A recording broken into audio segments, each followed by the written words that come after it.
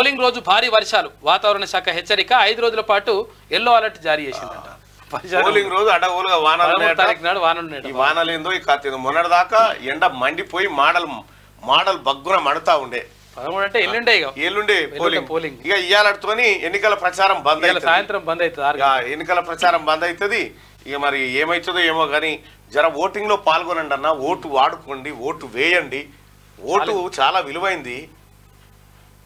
మీకు ఒకటి అర్థం కాదు, మీరు చదువుకున్న వాళ్ళు చాలా మంది ఓటు ఎత్తలేరు. మీరు వేయకపోతే ఈ చదువు రానోళ్ళు, ముసలోళ్ళు, పేదోళ్ళు ఓటేయడం వల్ల వాళ్ళకు ఏ నాయకుని ఎన్నుకుంటున్నాం అనేది తెలుస్తలేదు. తెలియక వాళ్ళు మీరు వేస్తే కదా మీ ఓటు షేర్ యాడ్ అయితే కదా ఎవరైతే మంచోళ్ళో వాళ్ళు గెలిచేటువంటి అవకాశం ఉంటుంది. దయచేసి మీరు అందరూ ఓటింగ్ లో పాల్గొనాల్సిందిగా మీ అందరినీ రిక్వెస్ట్ చేస్తా ఉన్నాం. ఎందుకంటే ఓటింగ్ చాలా ఇంపార్టెంట్, ఓటింగ్ శాతం పెరిగితేనే మంచిది.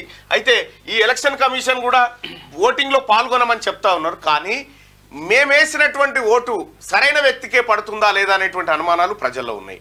మీరు బూత్ వైజ్ గా ఎంత శాతం పోలైంది అనేది పోలైన వెంటనే ప్రకటించే సత్తా ఎలక్షన్ కమిషన్ కు ఉందా?